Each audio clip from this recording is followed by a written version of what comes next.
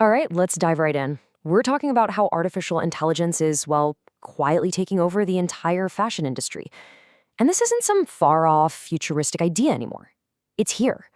AI is designing clothes, it's starring in ad campaigns, and it's making us ask some pretty big questions about creativity and, what it even means to be human. So, let's get into it. Okay, so first things first, take a good look at this model. Is she a real person? Go on, really look. The fact that you even have to pause and think about it, well, that says everything, doesn't it? These kinds of models are now the face of huge brand campaigns, and that line between a real human and a bunch of super realistic pixels, it's basically vanishing right in front of us. So what are these? They're called AI influencers. And they can be anything from animated avatars to these incredibly realistic models.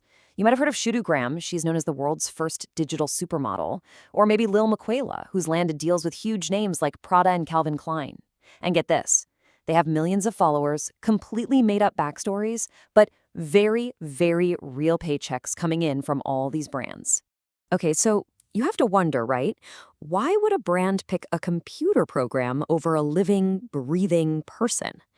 Well, if you look at it from a pure business standpoint, the appeal is huge. It's really all about building the perfect employee, the kind of employee who is, well, literally flawless. I mean, think about it from the brand's point of view. The logic is just solid.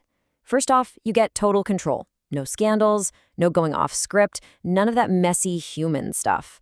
Your model is available 24/7. No sick days, no jet lag. You can roll out a global campaign with the same person instantly. And maybe the biggest reason of all, it creates so much buzz. People stop scrolling to look. It's a guaranteed attention grabber. And this really gets to the heart of the problem that these AI influencers were designed to fix. The creator of a really popular AI model, a guy named Ruben Cruz, he basically said it flat out. Human models were just too unreliable, and it was costing his agency real money. He had projects getting canceled left and right because of issues with the talent. So what did he do? He just built a model that could never, ever let him down. And the technology that makes all of this possible is just ridiculously sophisticated. We're talking about advanced tools like MetaHuman Creator from Epic Games, the people who make Fortnite. It lets you create these unbelievably realistic digital people. This isn't just a cartoon or some simple animation. No way.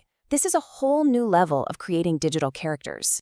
All right, so it's pretty clear why brands are jumping on this. They love the control, the novelty, the whole shebang. But what about us, the people who are actually supposed to buy the clothes? How do we feel about all this? What's the reality on the ground? Well, here's your reality check. And it really comes down to just one number, 26%. That's it. According to a recent YouGov poll, only 26% of Americans say they trust AI when it comes to shopping. That is a massive gap between the industry hype and how people actually feel. And if we dig into that a little more, it gets even clearer. A third of people flat out distrust it. Another third are just kind of neutral, not sure what to think. So when you add it all up, it's obvious. The huge majority of shoppers are just not sold on this yet. That fundamental trust, it's just not there. But here's where it gets really interesting. It's not that people hate all AI. They're actually pretty comfortable with it, as long as it's just a tool. So 65% of people are cool with AI comparing prices for them. 59% are fine with it helping them find stuff. But the moment you ask the AI to actually do something, like place an order, whoa, trust falls off a cliff down to just 14%. We want AI to be our co-pilot, for sure, but we're not ready to let it fly the plane. And this comment from a shopper over on Reddit really just nails why that is. At the end of the day, when you're buying clothes online, you need to see how the fabric hangs, right? How it moves on a real human body. If you start wondering whether the model and the clothes are fake, well, the whole reason you're shopping online starts to feel a bit pointless. So, shoppers being skeptical, that's one part of the story. But there's a much deeper, much more human side to all of this. What happens when the shiny promise of new tech runs headfirst into the lives, the jobs, and the representation of actual people? And this is where things get really, really messy. Let's take the iconic brand Levi's. They announced they were teaming up with an AI company to create computer-generated models. And their stated reason? To increase diversity in a sustainable way. And look, on the surface, that sounds like a good thing, right? Progressive, even. But the actual human models who work in this industry saw it completely differently. Jasmine Rutledge, a Black model who'd actually worked for Levi's before, she basically said, hold on a minute. She felt like instead of actually hiring more diverse people, the company was just taking a digital shortcut, creating a kind of token diversity without actually supporting or paying real people. And another model, Afosa Uwogamwen, pointed out what seems like a pretty huge contradiction here.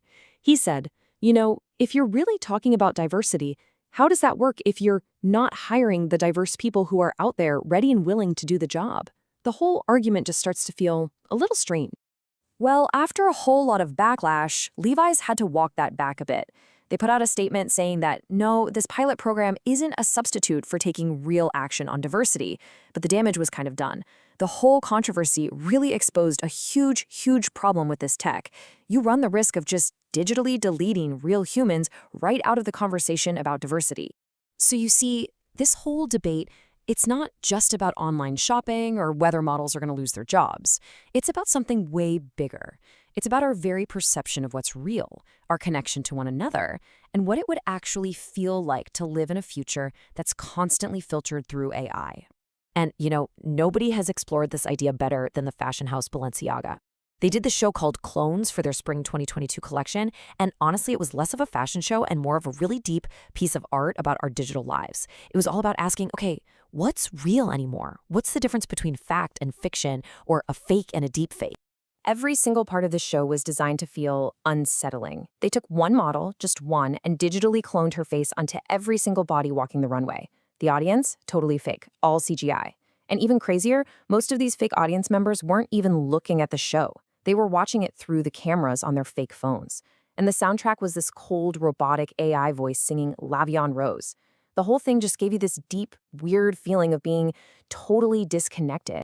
And what that show really gets at is this key idea people talk about when they critique our digital world, the difference between pleasure and enjoyment.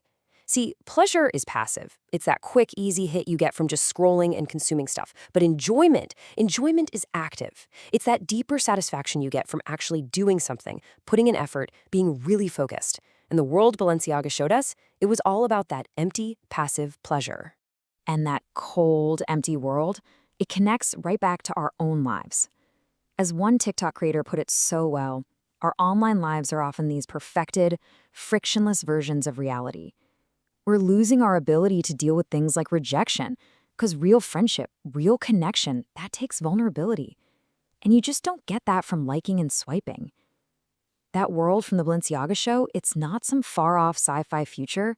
For a lot of us, it's kind of already here. Okay, so we've seen the business case, we've seen the pushback from shoppers, and we've touched on this really deep anxiety about what it all means for us as people. So where does that leave us? What's the right way forward here?